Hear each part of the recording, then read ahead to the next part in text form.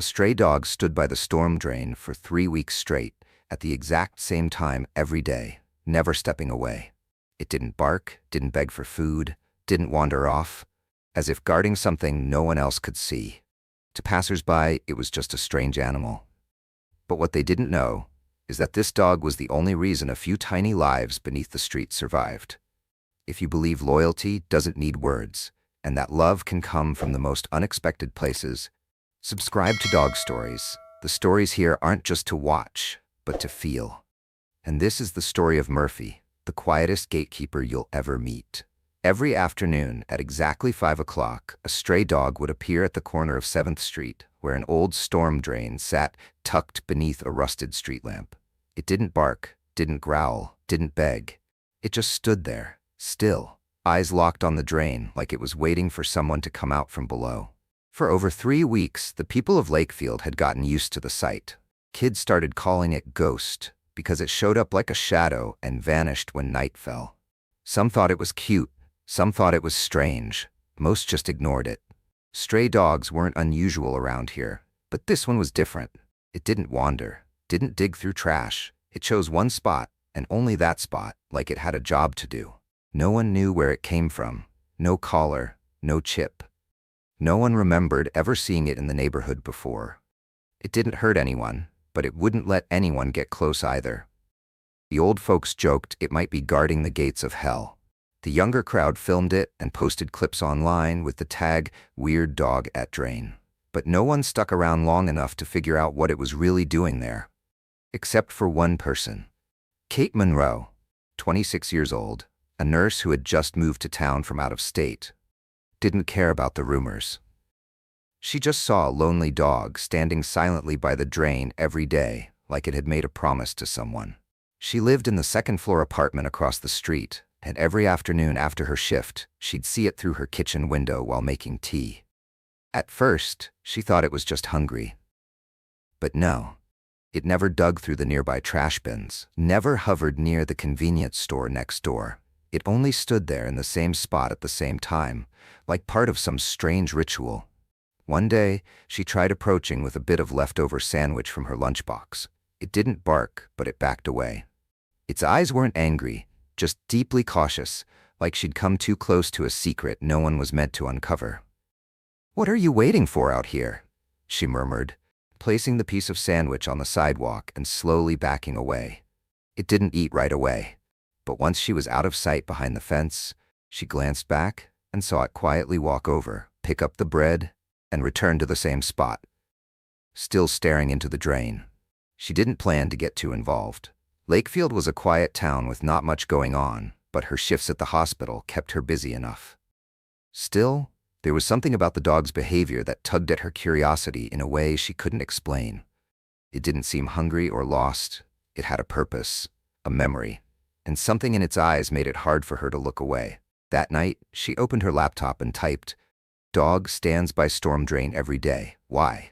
Nothing stood out, just a few old tales, bits of urban legend.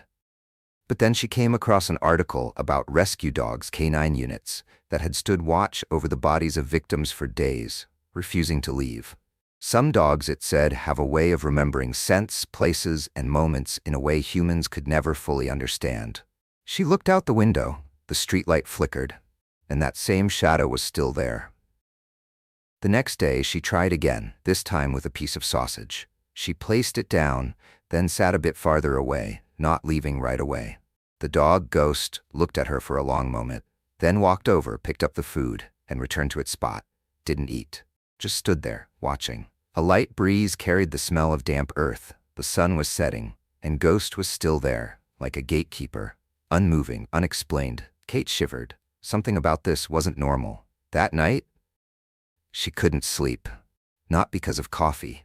Not because she was tired. It was the image of that dog, standing guard by the drain, bathed in flickering light and swept by the wind down an empty street. It kept looping in her head like a scene from a film she couldn't stop replaying. The next morning, after an 8-hour shift, Kate stopped by the grocery store and bought a bag of dog food. She wasn't sure what she was doing. There was no guarantee that Stray would even accept help. But part of her, The part that had watched patients cling to life when no one thought they could. Understood this deeply. There are beings out there fighting quiet battles every day. We just don't always see them. That afternoon, like clockwork, it showed up again. Kate didn't approach. She placed some food a few meters from the drain and watched from a distance. The dog saw her. Its gaze wasn't unfriendly, but not familiar either. There was a long pause. Then it walked over, not rushing, not nervous, just calm, like it was used to people coming and going. It ate slowly, one bite at a time, and then carried the rest back to the drain. It placed the food beside it and sat back down. Silent. Kate suddenly realized it wasn't just keeping watch, it was sharing. From that day on, bringing food became a part of her routine. Nothing fancy. Some boiled chicken, a few sausages, canned food. Just enough to call it an act of kindness. And each time she stood a little closer, quiet, respecting the boundary it had drawn. The dog, or more accurately the gatekeeper, slowly got used to her presence. It didn't wag its tail, didn't bark excitedly like a house pet might, but every time she showed up, it would turn its head, quietly waiting. A small gesture, but for Kate, it was enough to know she was being accepted, bit by bit. On the fourth day, the rain came. Cold and sudden, one of the first storms of the season. Kate brought an umbrella, standing at the edge of the street, one shoulder soaked, holding the plastic container of food she'd prepared. She wasn't sure it would come this time. But then, that familiar silhouette appeared, silently stepping out from the end of the alley, fur-drenched, paws muddy. No one tells a stray dog to show up at the same time every day. But it did. Rain or shine, cold or not. Kate placed the food beneath a small tarp she'd brought, and quietly wondered, "Who are you guarding down there, Ghost?" The name, Ghost, she'd borrowed from the neighborhood kids. But the more she watched him, the less that name seemed to fit. He wasn't hollow like it suggested. On the contrary, he was alive, deeply alive, as if carrying a story he couldn't put into words. One afternoon, Kate stayed a little longer than usual. She pulled out her phone and recorded a short clip. Not to post online, just for herself. A moment captured of a nameless creature guarding a place no one cared about. In the video, Ghost didn't do anything special. He simply stood there, ears twitching at every passing sound. But his eyes made you feel like you were witnessing something sacred, like someone who had lost everything, yet was still holding on to the one thing left, hope. That night, Kate rewatched the clip and quietly saved it under a new name, Murphy. No longer Ghost, no longer just a nameless shadow. Murphy, the name she'd once wanted to give a dog of her own as a kid but never got the chance. A name with a soul. A new beginning. From that day on, every time they met, she'd whisper, "Murphy, I'm here." And each time, whether by accident or intent, Murphy would turn and look at her. No one else in the neighborhood paid much attention. People were busy, with their lives, their phones, their bills and routines. But Kate wasn't like them. She'd seen enough to know. This dog wasn't ordinary, a homeless creature, choosing to stand guard over a storm drain day after day, never giving up. That couldn't just be instinct. He was holding on to something. For someone, or for something Kate hadn't figured out yet. And she knew, if she really wanted to understand, she'd have to stay long enough to see what Murphy was seeing. A week had passed since the first time Kate called him by name. Since then, Murphy wasn't just a label. It became a bridge. A fragile thread pulling human and animal closer together, little by little, day by day. Murphy started getting used to Kate's presence. He no longer backed away when she stepped near. He wasn't ready to be touched, but he allowed her closer. And his eyes, once distant, had softened. But there was one thing that started to make Kate feel uneasy. Even though she always brought proper food, canned meals, boiled chicken, even high-end dog biscuits, Murphy almost never ate on the spot. He would sniff it, nudge it gently, then carry it off, each time in a different direction, but always away from the drain. Once Kate left, he'd return to the same place, back to standing guard as if nothing had happened. At first, she figured maybe he just felt safer eating somewhere else. But when the behavior repeated, day after day, in the exact same way, slow, cautious, carry it off, then come back, Kate could no longer chalk it up to coincidence. One late afternoon, she decided to follow him. She pretended to walk away like usual, then ducked behind an old concrete wall nearby. She watched as Murphy lowered his head, picked up a piece of beef, and turned down the alley to the left, the one that led to an overgrown vacant lot. His shadow slowly disappeared from view. The next day, she did the same. This time, the food was chicken sausage. And again, Murphy took it, but this time he went a different way, looping around the back of an old building with a collapsed roof. She didn't follow too closely, not out of fear, but because she didn't want to break the fragile trust they'd started to build. Still, one thing was clear. Murphy was sharing that food with something, or someone. "He's not hiding it for later," Kate muttered. "He's bringing it to something, like he's taking care of it." Curiosity slowly turned into suspicion. She set up a small camera in the bushes nearby, an old action cam she used to take on hiking trips. Battery in, angle adjusted, motion detection turned on. She placed it just right, then stepped back, her heart beating a little faster, unsure exactly what she was doing, but feeling deep down that something unusual was going on. That day, Murphy followed the same routine. Took the food, held it gently in his mouth, and disappeared down the narrow path between two buildings. That evening, Kate opened her laptop and checked the footage. Murphy appeared on screen. Same walk, tail low, not tucked, just focused. He moved slowly, scanning his surroundings like he was making sure the coast was clear. Then suddenly, he stopped next to a small drainage hole. He bent down and gently dropped the piece of meat inside. Then, he sat and waited. Kate held her breath. The footage kept rolling. About 20 seconds later, from deep inside the drain, something moved. Faint, tiny, hard to make out, but when she zoomed in, she saw it. A paw, tiny claws. "A kitten?" she whispered. The clip wasn't crystal clear, but it was enough. Murphy was feeding something, and it wasn't himself. The next morning, she brought more food. This time, she didn't place it right next to the drain. She split it into 3 spots, each a few meters apart, and waited in silence. Murphy sniffed each pile, then picked up the one in the middle, and walked off again. Same route, same calm pace, but today, something changed. He looked back at her, just for a second, before disappearing down the path, as if making sure she understood. "Who are you taking care of, Murphy?" Kate asked softly, almost a whisper. That night, she couldn't sleep. The question kept repeating in her mind. Why would a stray dog, no home, no one to care for him, no reason to trust anyone, give away the only food he had to something else? She looked out the window. The drain was still there, silent under the glow of the street lamp. But now, it wasn't just a slab of concrete anymore. It was the center of a mystery. And Kate knew, maybe it was time to step into that story. No more standing on the outside. That day, the air turned cold. The sky hung heavy, swollen with the threat of rain. Kate sat by her apartment window, eyes fixed on the street below, slowly swirling a spoon in a mug of tea long gone cold. Murphy hadn't shown up yet. Strange. For over 2 weeks, the dog had never missed his usual time. Rain, wind, even during a mild storm, he still showed up. Same spot, same posture, like a sacred ritual that couldn't be broken. Today was the first time he was late.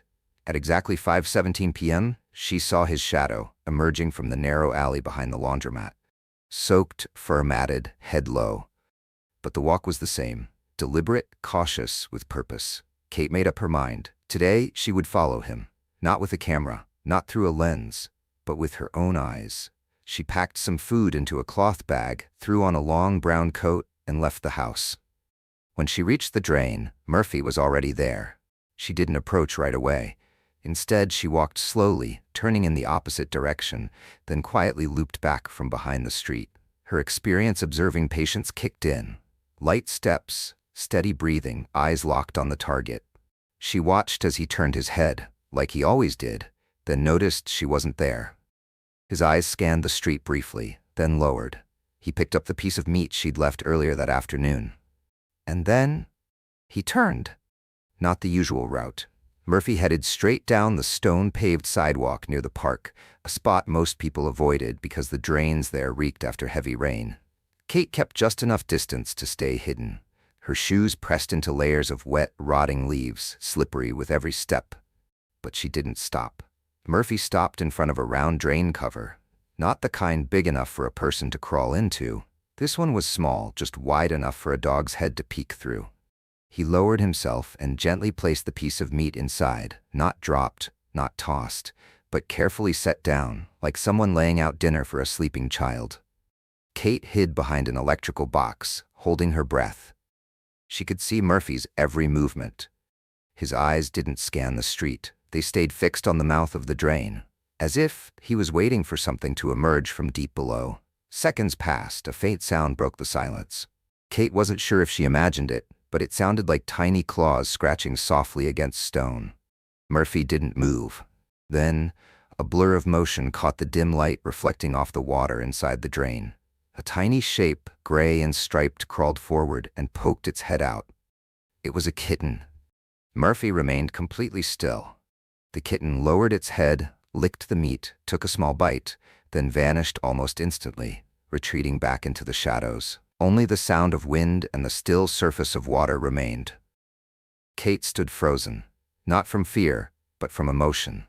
She had just witnessed something far beyond ordinary understanding. A stray dog, who could have survived by stealing, by fighting, by fending for himself, was instead, quietly, deliberately, giving away his food to feed another living thing. Not just one, she realized. There might be more. She stepped back quietly, hiding in the shadows so she wouldn't disturb the moment. Her mind flooded with questions she couldn't answer. How did Murphy find them? Why this spot?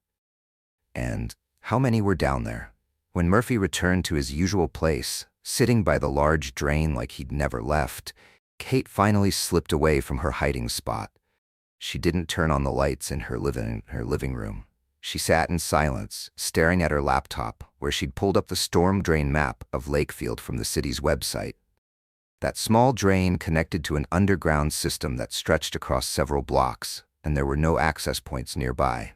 If those kittens had been down there all this time, Murphy was their only source of food. A stray dog had become a guardian.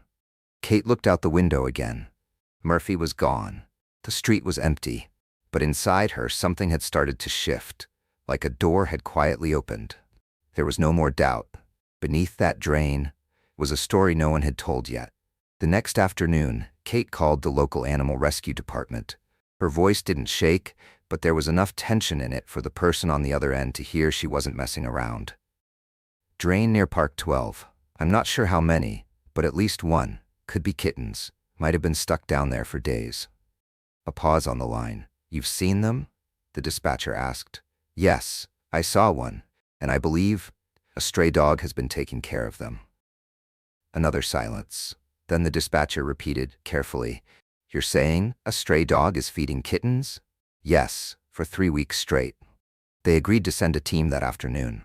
Kate waited by the drain from 3 p.m. onward. Murphy was already there, as usual, sitting right next to the large storm drain, his eyes fixed on the deep dark opening like a tireless gatekeeper.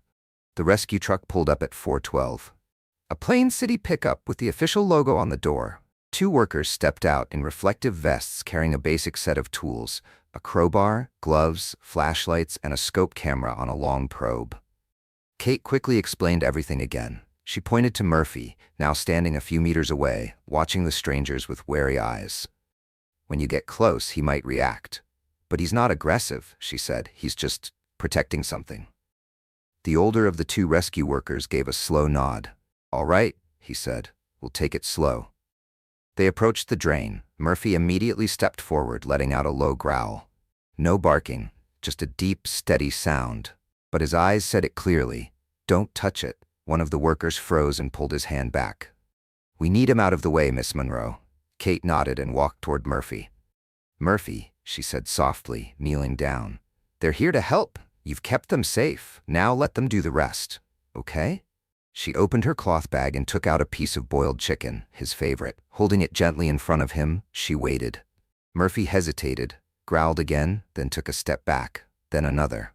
Finally, he moved toward Kate, lowered his head and began to eat, slowly, carefully. As he tilted his head, she reached out and laid a hand on his back, for the first time since the day they met. Murphy didn't resist. She held on to him while the rescue team got to work. They used a crowbar to pry open the rusted drain cover. It took over 2 minutes. A foul smell rose up, but it wasn't overwhelming. One worker knelt down and aimed a flashlight inside. The other readied the scope camera to thread down. Just seconds later, the first man called out, "Movement." Murphy twitched in Kate's arms, trying to break free. She tightened her grip. "Wait, just a little longer. They're bringing them up." The rescuer reached in, arm deep inside the drain. Then, he pulled something out. In his hands was a tiny kitten, shivering, eyes barely open, fur matted with dust and moisture. "Oh my God," he breathed. "It's alive." Murphy let out a low sound from deep in his throat, then suddenly howled, a single haunting note. It wasn't a bark of warning, it was a call. A sound filled with wild relief and something primal. Everyone froze. One by one, 3 more kittens were pulled from the drain. Each no bigger than a human hand, soaked, fragile, but alive. The rescuer confirmed they were trapped in a narrow branch. No way out. If no one had been feeding them, they'd have starved days ago. Kate looked at Murphy, his eyes locked onto the kittens, and in that instant, she realized he wasn't guarding them. He was looking out for them, like a big brother. When they allowed him closer, Murphy stepped up to the bundle of towels where the kittens lay. He lowered his head, sniffing each one. No panic, no frenzy, just a calm, quiet check, as if to say, they made it. The kittens huddled together, letting out soft cries. One of them reached out a tiny paw and touched Murphy's snout. He let out a low whimper, brief, warm, like a greeting. No one spoke. The older rescue worker finally broke the silence with a quiet breath. "I've been doing this for 19 years. I've never seen anything like it." Kate didn't say a word. She simply sat down, placed a hand on Murphy's back. This time he didn't flinch, and looked at the 4 tiny lives, still trembling, still breathing, because a stray dog no one asked to care chose to anyway. A dog abandoned, homeless, had become the only reason those kittens were still alive. The real surprise wasn't that the kittens were found. It was Murphy. And the way he chose to do something no one told him to do, no one praised him for, no one even noticed. But he did it anyway. He didn't need anyone to witness it. He didn't do it to be rescued. He just did it. Because maybe, in that broken life of his, Murphy understood better than anyone what it felt like to be left behind. And that's why he couldn't let someone else feel that way again. When one of the rescue workers asked Kate, "Do you want to foster the kittens? The shelter's over capacity." She didn't hesitate. "I'll take them, and Murphy too, if he wants to come." Murphy didn't bark, but when Kate stood up and opened her car door, he followed. No glancing back, no second thoughts. The sky was still gray, but the story had completely changed direction. On the first day bringing Murphy and the 4 kittens home, Kate didn't expect too much. She knew she couldn't turn a stray into a house pet overnight, and those trembling kittens weren't going to feel safe after just one evening. But there was one thing she knew for sure. Every family starts with a choice, and she had made hers. As they stepped into the small apartment, Murphy paused at the door. He wasn't nervous or scared, just still. Like he was waiting for someone to give him permission, to tell him it was okay to come in. Kate knelt down, tapped the floor gently, and whispered, "This is your home now, Murphy. Just 4 steps." But for Murphy, it might have been the biggest step he'd taken since losing his last home. She set up a little corner just for the kittens, a plastic basket lined with soft towels placed beside the heater. The 4 of them got names quickly. Nothing fancy, just warm enough to feel like home. Penny, the smallest, white with little brown patches, always curled up in Murphy's fur. Leo, the strongest of the bunch, usually the first one to crawl out of the nest each morning. Milo, the shy one, eyes always wide like he was trying to figure out the entire world. Daisy, the only one with a faint yellow streak behind her neck, who loved to climb onto Murphy's back and meow like she ran the place. The first task was giving Murphy a bath. Kate wasn't sure he'd cooperate, but to her surprise, he simply stood still in the small tub, letting her pour warm water over him and gently scrub away weeks of dirt and mud from his fur. When she dried him with a towel, he didn't whimper, didn't resist. He just closed his eyes. Almost like someone had done this for him before. After blow-drying his coat, she set him near the space heater, placing a brand new dog bed beside it. He didn't lie down right away, still defaulting to the cold floor out of habit. But by midnight, she glanced over and saw him curled up in that bed, head resting on the edge, eyes half closed. The 4 kittens were scattered around him, fast asleep. That moment, simple as it was, hit her square in the chest. A dog who had lost everything, 4 tiny lives that had been left behind, and an apartment that was once quiet, now a shelter for them all. The next day, Kate called the rescue center to confirm the adoption. The staff member on the other end sounded clearly moved as Kate shared the full story. They sent over the paperwork that same day. Murphy was now official. He had a name, a vet file, and someone legally responsible for him. Something he hadn't had since the day Mrs. Elaine passed. Kate labeled his food bowl and engraved his name on a new collar. She didn't choose the kind with a bell. With Murphy, she figured silence was something he valued. But that deep blue collar, simple as it was, meant everything. It was a symbol of what he'd lost and now finally found again, a home. That afternoon, she took Murphy to the park near home, for the first time, not to stand by a drain, not to search or wait, just to walk. He moved slowly, didn't pull the leash, didn't bark. A few strangers reached out to pet him, and this time he didn't back away. He just lowered his head, almost like a quiet nod. Back at the apartment, Penny was trying to climb out of the basket. Daisy had scrambled onto Milo's back, and Leo had somehow made it up onto the sofa. Kate laughed. "Hard to believe a month ago you were all living in a storm drain," she said, scooping them up one by one and placing them back in the nest. Murphy stood beside her, watching, his tail swaying gently. "You chose to stay," she said, turning to him. "No one forced you. No one called you. You could have walked away any time, but you stayed. And because of that, you deserve a family." He didn't understand all the words, but when she sat down on the floor, he quietly walked over and rested his head on her lap.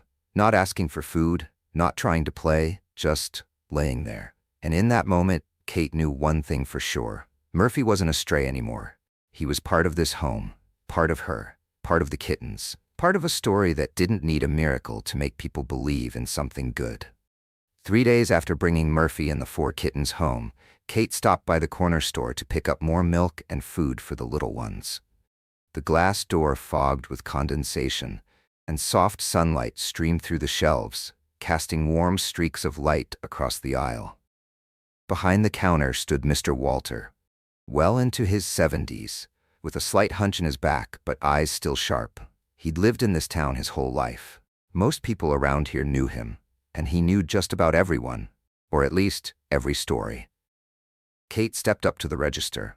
Murphy padded in quietly behind her, sitting obediently near the door. His ears were lowered, his eyes still carrying that familiar caution, but it was clear he trusted Kate more now. Mr. Walter looked at the dog, squinting slightly. "This dog," he murmured. "I know him." Kate looked up, surprised. "You do?" He nodded slowly, then motioned for her to wait. He disappeared into the back, rustled through some things, and returned with an old faded photograph. In the picture was an elderly woman, small frame, white hair pulled back, sitting on a porch. Right beside her was a black and brown dog, ears sharp, eyes bright, unmistakably Murphy. "That's Mrs. Elaine," Mr. Walter said, his voice dropping low. "She lived at the end of Willow Street, raised him since he was just a pup. And not just him, she had a whole bunch of cats, too." Kate went still. She lived alone, lost her husband years ago, no kids, but she loved animals. I delivered to her once, saw her cooking porridge for the dogs and cats like she was cooking for people. Every one of them had a name, a bed. Murphy was the heart of that little family, always by her side. "What happened to her?" Kate asked quietly. Mr. Walter set the photo down and sighed.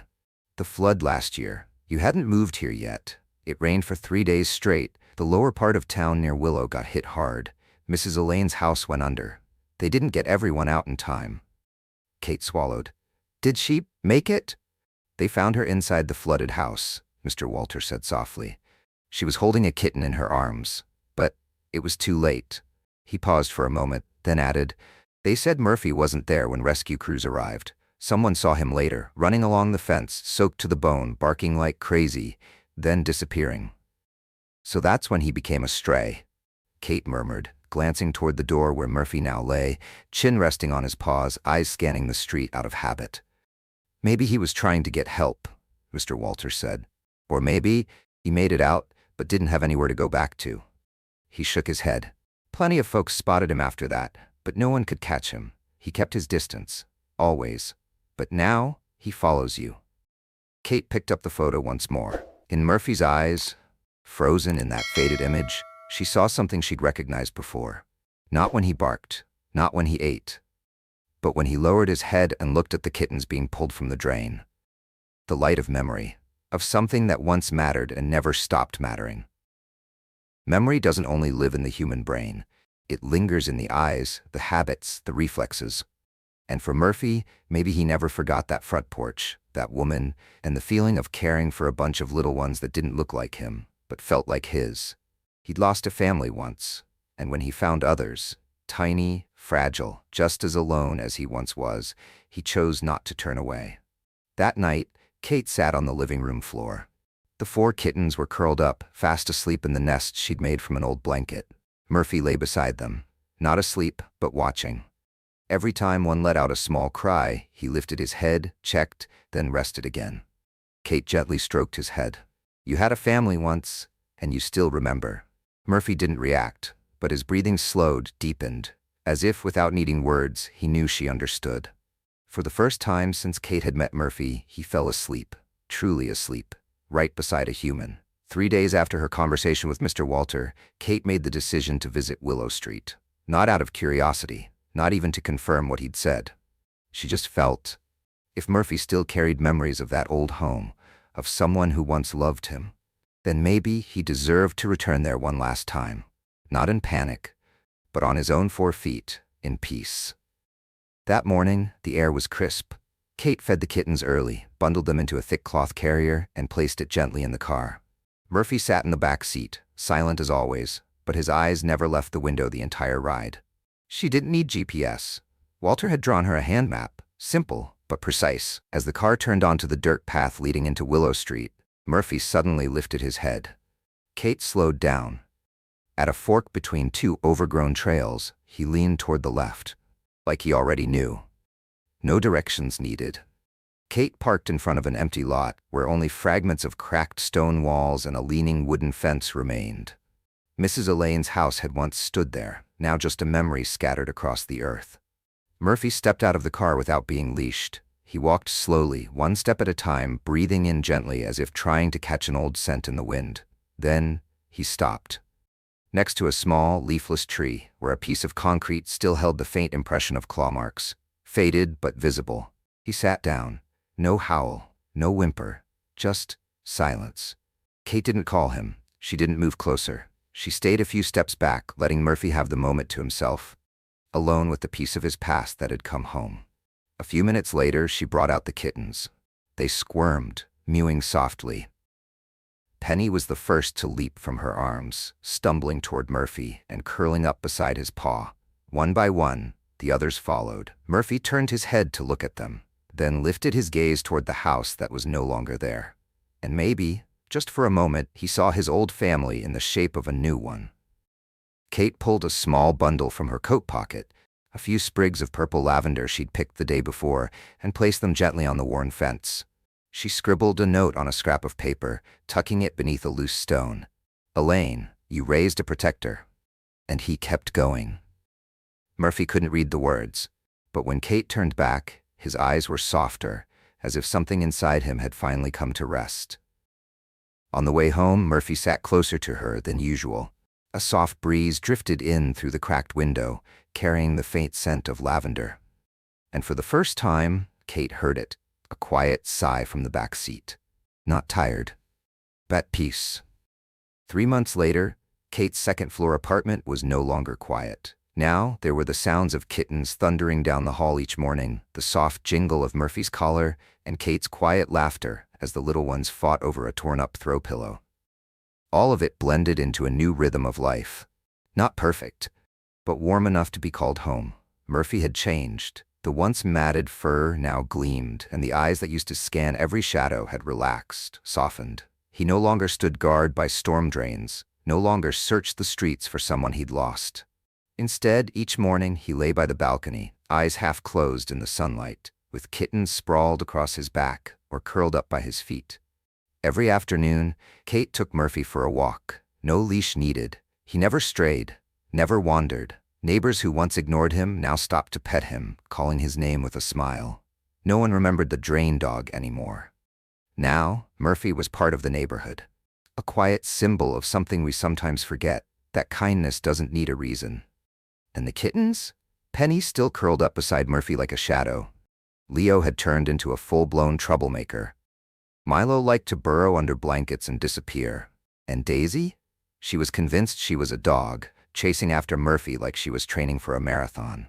The vet said they were all recovering well, no lasting effects. But Kate knew the truth. Murphy had been their very first medicine. Some stories don't need words. Murphy never told us anything. But every action, from guarding the drain to returning to Willow Street, spoke one truth loud and clear. Love and loyalty don't have to be taught. They just have to be held on to, even when everything else is gone. Have you ever witnessed an act of quiet kindness like that? An animal or a person doing good when no one was watching? If you have, share it with us in the comments. And if you believe in things like unconditional love or a life saved by one loyal heart, subscribe to Dog Stories, because there are still so many stories like Murphy's waiting to be told.